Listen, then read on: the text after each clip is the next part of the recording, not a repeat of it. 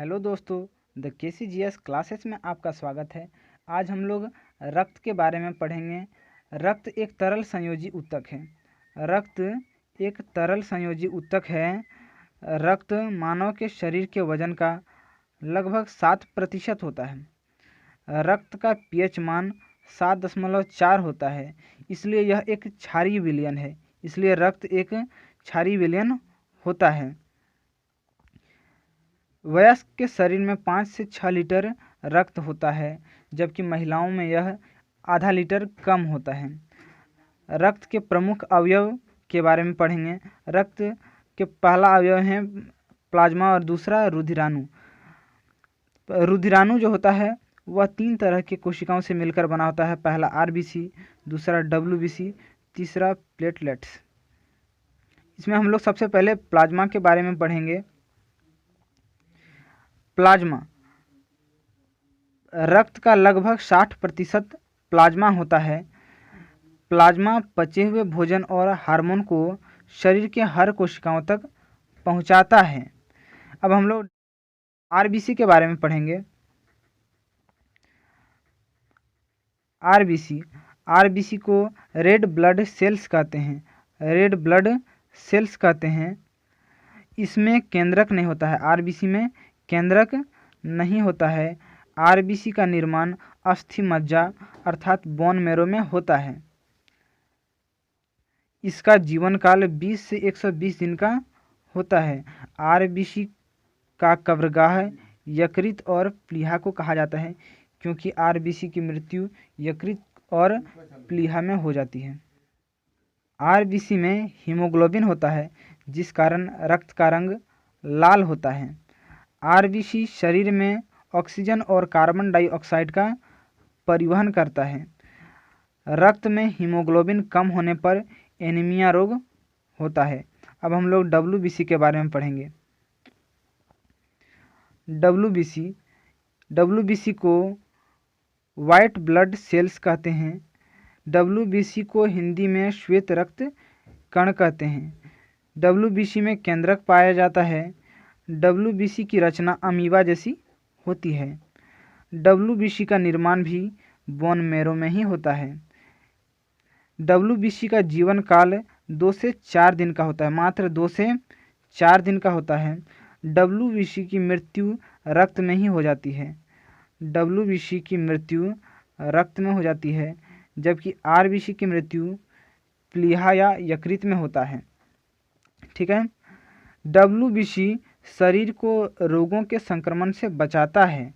रक्त में RBC और WBC का अनुपात 600:1 होता है। अब हम लोग प्लेटलेट्स के बारे में पढ़ेंगे। प्लेटलेट्स यह केवल स्तनधारियों के शरीर में पाया जाता है। प्लेटलेट्स इसमें केंद्रक नहीं होता है। इसका निर्माण भी अस्थि मज्जा में ही होता है और इसका जीवन काल 3 से 5 दिन का होता है। प्लेटलेट्स की मृत्यु प्लीहा में हो जाती है। प्लेटलेट्स की मृत्यु प्लीहा में होती है। इसका मुख्य कार्य रक्त को थक्का बनाने में मदद करना है। अब हम लोग रक्त के प्रमुख कार्यों को पढ़ेंगे। रक्त के कार्य। शरीर के ताप का नियंत्रण। यह शरीर के ताप का नियंत्रण करता है। शरीर को रोगों से रक्षा भी करता है। रक्त का थक्का बनाना भी इसी का कार्य है। भोजन, हार्मोन, ऑक्सीजन और कार्बन डाइऑक्साइड का परिवहन भी इन्हीं के द्वारा होता है, रक्त के द्वारा ही। भोजन नहीं बल्कि पचे हुए भोजन का परिवहन रक्त के द्वारा होता है। अब हम लोग रक्त समूह के बारे में जानकारी प्राप्त करेंगे। रक्त समूह जिसे ब्लड ग्रुप कहते हैं। रक्त समूह की खोज कार्ल लैंडस्टीनर ने की थी। लैंडस्टीनर को इसके लिए नोबेल पुरस्कार भी 1930 ईस्वी में दिया गया था। ग्लाइकोप्रोटीन को एंटीजन कहते हैं और एंटीजन RBC में पाया जाता है। एंटीजन RBC में पाया जाता है और यह ग्लाइकोप्रोटीन होता है। एंटीजन 2 प्रकार का होता है, A और B। एंटीजन दो प्रकार का होता है, ए और बी। अब हम लोग रक्त के प्रकार के बारे में पढ़ेंगे। रक्त के 4 प्रकार होते हैं। एंटीजन के हिसाब से रक्त के 4 प्रकार होते हैं। पहला, जिनमें एंटीजन ए रहे उसे रुधिर ए वर्ग कहते हैं। जिनमें एंटीजन बी रहे उसे रुधिर बी वर्ग कहते हैं। जिनमें ए बी दोनों रहे उसे रुधिर वर्ग ये भी कहते हैं। और जिनमें कोई एंटीजन ना रहे उन्हें रुधिर वर्ग ओ कहते हैं। ठीक है, अब हम लोग आगे पढ़ते हैं। जब शरीर में किसी भी प्रकार का एंटीजन ना रहे तब रक्त में एंटीबॉडी उपस्थित रहता है।